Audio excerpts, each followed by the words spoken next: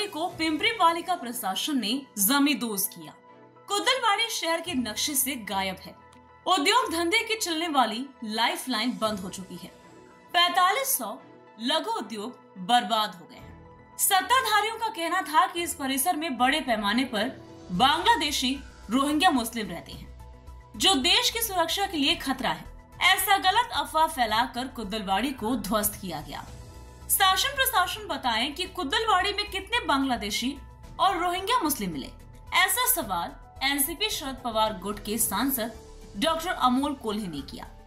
आज शहर में आयोजित कार्यकर्ता सम्मेलन में वे बोल रहे थे। म्हणजे आज विचार करा, डीपीचा जो उल्लेख केला मगाशी, या डीपी मध्ये किती प्रश्न आहेत।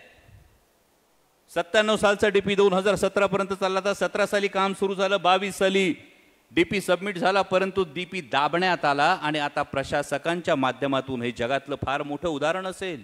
लोकनियुक्त प्रतिनिधी सभागृहात नसताना प्रशासनाच्या माध्यमातून डीपी आणला जातो। आणि प्रश्न विचारा, पिंपरी चिंचवडकरांना प्रश्न पडलाय, जर माझ्या जागेवर आरक्षण पडलं असेल तर एक नगरसेवक दाखवा, एक बिल्डर दाखवा ज्याच्या मोकळ्या जागेवर आरक्षण पडले। जर नगरसेवकांच्या जागांवर आरक्षण पडली नसतील, बिल्डरांच्या जागांवर आरक्षण पडली नसतील आणि सर्वसामान्य जो छोटा भूधारक राहिला, ज्यांनी छोट्या फार परडिलोपार्जित जमिनी जपल्यात, त्यांच्यावर फक्त आरक्षण पडली असतील तर ही आरक्षण नेमकी कोणाच्या हितासाठी पडली। दुसरा मोठा विनोद आहे रेड लाईन आणि ब्लू लाईन। म्हणजे मलाच आता हा प्रश्न पडला साहेब, रेड लाईन आणि ब्लू लाईन, या डीपी मध्ये पाटबंधारे विभागाची रेड लाईन ब्लू लाईन वेगळी आणि महापालिकेच्या आराखड्यातली रेड लाईन ब्लू लाईन वेगळी, तर महापालिकेच्या आराखड्यातली ब्लू लाईन ही नेमकी कोणाच्या हितासाठी वळवण्यात आली आहे हा प्रश्न आज पडलाय। नदी सुधारच्या कार्यक्रमामध्ये 5,500 कोटी रुपयाचा निधी आलाय। या नदी सुधारच्या कार्यक्रमामध्ये फक्त ब्युटिफिकेशन महत्वाचं आहे की नद्यांचं पुनरुज्जीवन आणि संवर्धन गरजेचं आहे, याचंच उत्तर अजून प्रशासनाला मिळालेलं नाही। पण हा नागरिकांच्या भवितव्याचा प्रश्न आहे, हा नागरिकांच्या भविष्याचा प्रश्न आहे। स्मार्ट सिटी मध्ये 1500 कोटी रुपयाचा निधी आला, 3 वर्ष 500 कोटी रुपयाचा निधी आला। आता परवा पालखीचं प्रस्थान, उद्याच पालखीचं प्रस्थान आहे, पण अजूनही नद्यांवर जो फेस येतोय, हा फेस येत असताना 30% रसायनयुक्त मैला मिश्रित पाणी नद्यांमध्ये सोडलं जातंय। हा नागरिकांच्या हिताचा प्रश्न नाही। मग नेमका स्मार्ट सिटीचा पैसा कुठे गेला?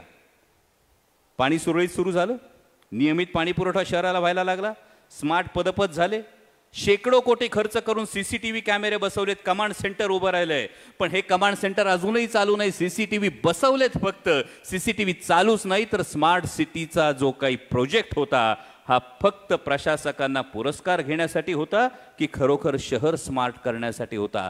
हा नागरिकांच्या मनातला प्रश्न आहे आणि नागरिकांना आज तुमचा आवाज पाहिजे, तुमच्या प्रत्येकाचा आवाज पाहिजे या प्रश्नांवर। म्हणजे आळंदीच्या बाजूला मोशीच्या इथं कत्तलखान्याचं आरक्षण पडतं, मगाशी कुदळवाडीचा उल्लेख झाला। कुदळवाडीच्या कारवाईमध्ये तब्बल 1000 एकरावर बुलडोझर फिरवण्यात आला, सांगण्यात आलं बांगलादेशी रोहिंग्यांसाठी। पोलीस अधिकारी इथे उपस्थित आहेत, साहेब कधीतरी सांगा किती बांगलादेशी किती रोहिंगे सापडले? अख्ख्या कारवाईत किती बांगलादेशी आणि किती रोहिंगे सापडले ज्यासाठी प्रशासनाने 1000 एकरावर बुलडोझर चालवला? तब्बल 4500 लघु उद्योजक, हे लघु उद्योग उद्ध्वस्त करण्यात आले। जी पिंपरी चिंचवड MIDCची जी लाईफलाईन होती, जी सप्लाय लाईन होती, ही सप्लाय लाईन अख्खी उद्ध्वस्त झाली।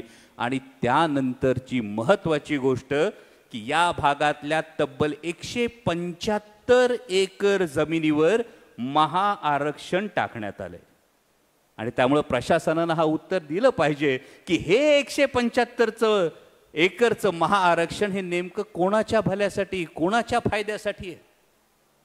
आदरणीय साहेबांच्या मार्गदर्शनाखाली संसदेत आम्ही अजूनही रेड झोनसाठी भांडतोय, सातत्याने रेड झोनचा मुद्दा उचलतोय। अजून लष्कराने रेड झोनची सीमा निश्चित केली नाही, जिल्हा प्रशासनाने निश्चित केली नाही, पण पिंपरी चिंचवड महानगरपालिकेतले प्रशासक इतके दूरदृष्टीचे आहेत की त्यांनी रेड झोन मध्ये पण झोनिंग करून टाकले। ही जी उद्ध्वस्त केलं जाते, हे जे शहर उद्ध्वस्त केलं जातंय, याला नेमकं जबाबदार कोण? ज्या शहराचं नेतृत्व उद्या होणार आहे, ज्या शहराच्या महानगरपालिकेची उद्या निवडणूक होणार आहे, या शहरातलं जे हरित क्षेत्र होतं, ग्रीन झोन होता, हा 14% फक्त 4% आलाय. औद्योगिक शहर म्हणून ज्याची ओळख होती, त्या औद्योगिक शहरामधलं औद्योगिक क्षेत्र हे 16% 12% आले. तब्बल 552 हेक्टर औद्योगिक क्षेत्र कमी झालंय. जर डीपी बघितला, मगाशी राहुल दादा म्हणाले 25,000 हरकती आल्यात. या 25,000 पेक्षा जास्त हरकती येण्यासाठी तुम्हाला प्रत्येकाला पिंपरी चिंचवड शहरातल्या सामान्य नागरिकाचा आवाज व्हावा लागेल. आणि जर तुम्ही आवाज झाला तर येणाऱ्या निवडणुकीत हीच जनता तुमच्या पाठीशी उभी राहील. कारण मगाशी रविकांत बर्पे म्हणाले त्या पद्धतीने पिंपरी चिंचवड शहर आता फक्त गाववाल्यांचं शहर नाही. या गाववाल्यांनी अविरत जी मेहनत केली, या मेहनतीनंतर संपूर्ण महाराष्ट्र आज आलाय. आमच्या जुन्नर, खेड, आंबेगावची फार मोठ्या प्रमाणात इथं लोक आहेत. खानदेशातले लोक आहेत, मराठवाड्यातले लोक आहेत, विदर्भातले लोक आहेत, सांगली, सातारा, कोल्हापूरचे लोक आहेत. आणि या सगळ्या शेतकऱ्याच्या पोरांना ॲस्पिरेशन्स आहेत. एक नवीन क्लास तयार झाला आहे, ज्याला आपण रुर्बन क्लास म्हणतो. आईबाप गावाकडे असतात, शेती करत असतात, पोरग नोकरीच्या निमित्तानं, उद्योगधंद्याच्या निमित्तानं शहराकडे येतं, ते स्वतःची स्वप्न बघतं. या रुर्बन क्लासच्या व्यथा वेदना आपल्याला समजून घ्याव्या लागतील.